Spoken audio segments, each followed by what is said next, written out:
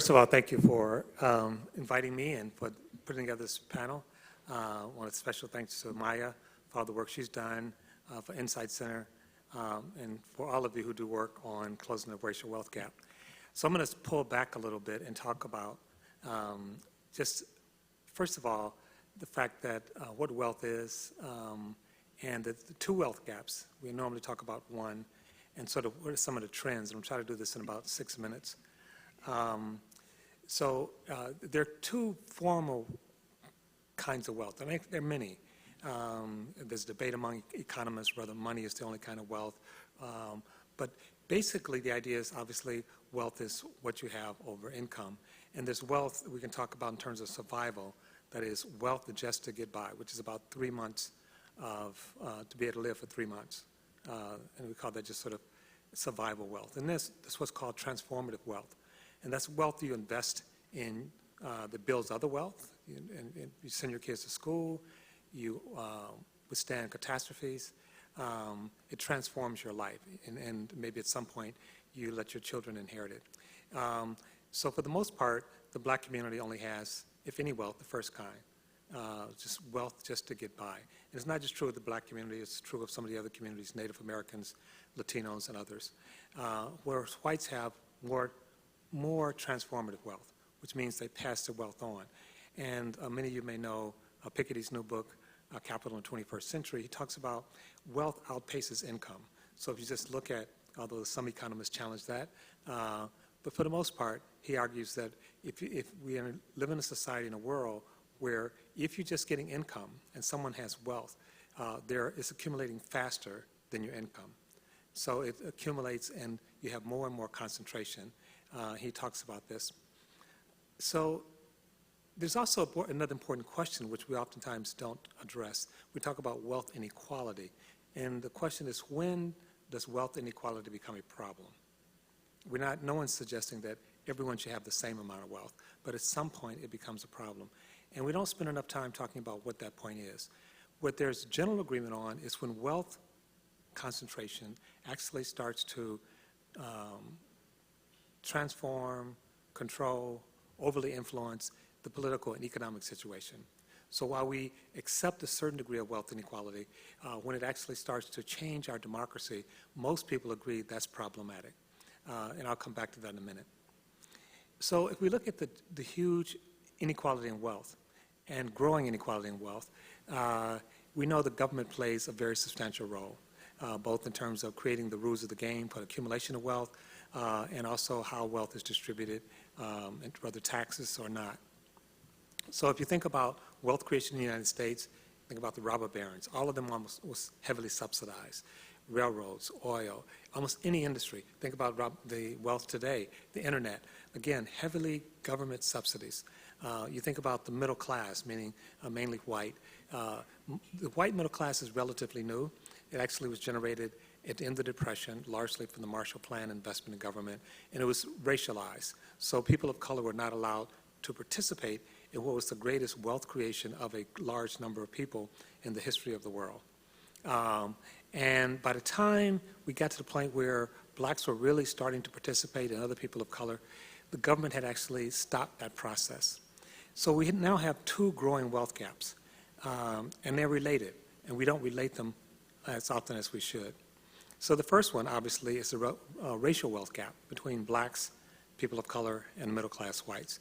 The second second wealth gap is between whites of middle-class status and the elites.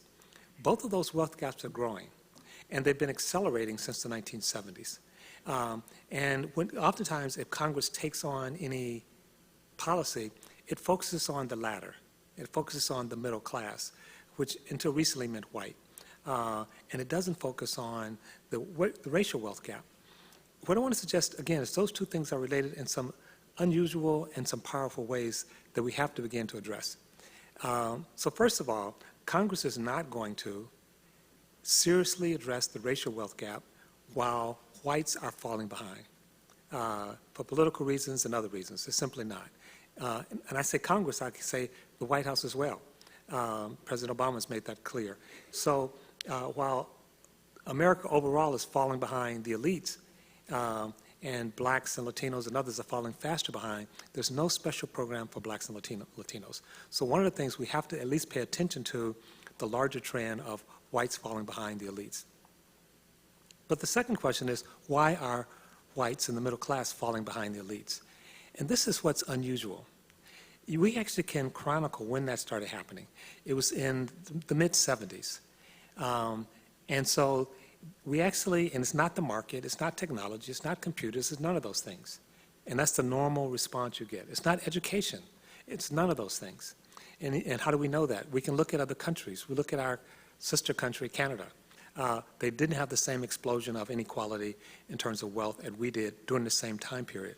They're exposed to the same technology, same globalization, same educational trends that we were, and they didn't have the growing wealth gap that we did. It's increasing, but not to the level of the United States. So what actually caused the United States explosion in the wealth gap between the elites and everybody else? Government policy. There are literally a slew of government policy that redistributed resources from the middle class to the elites. We talk about we don't like redistribution. We mean we don't like it going down. We don't mind it going up. And so government has been developing and adopting just a slew of policies that actually favor the elite. But why would the government do that? Now here's the wrinkle. 1970s. What preceded what's called economic polarization, which is one of the ways economists talk about the wealth gap, economic polarization, was political polarization. So it was the politics of the country that shifted, that caused the government to actually begin to adopt policies in favor of the elites. And the policy shift in the 70s that accelerated in the 80s and accelerated again in the 90s was driven by racial anxiety of the other. It was actually a reaction to the civil rights movement. And when we look at it, government was pretty explicit. It's nothing subtle. We don't pay attention to it. We don't connect these things. And so when we talk about the Southern strategy, we think it's just basically moving the country to the right. But what it really meant also was moving the country to the right in terms of fiscal and financial policy that was driven largely by the anxiety of the other, which created first the Christian right and then later the Tea Party, which actually talk about small government or no government, but really what they're saying is government not aligned with people, but government aligned for the elites. And so even when we talk about government not having regulations, that's a misnomer. My time is almost up. Because what we see is government regulation has in many areas increased, thousands of new policies, but all in favor of capital, all in favor of intellectual capital, all in favor of new rules, all to protect capital, not to protect labor, not to protect workers, not to protect people of color. So is government actually changing its role to protect banks, to protect financialization, protect hedge funds, protect all these things where all this money is going. So I'm going to end by again just saying that, so we see at both ends. We see that race is actually on the table, if not central, for driving money to the top. And at the other end, race is where people of color live. We see no government policy to address this growing gap. And if we don't change that, which also means changing the way race is used in politics, we simply don't win. And the only way we can change it is to repurpose government. So once again, government is investing in people and protecting people and not just in the elites. This is a great break point on this one, please. Because Congressman Cleaver is here, and so talking about government, we're going to have an elected official who's going to talk to us a little bit about government. So I'm going to go and introduce him, and then we'll come back to the next panelist.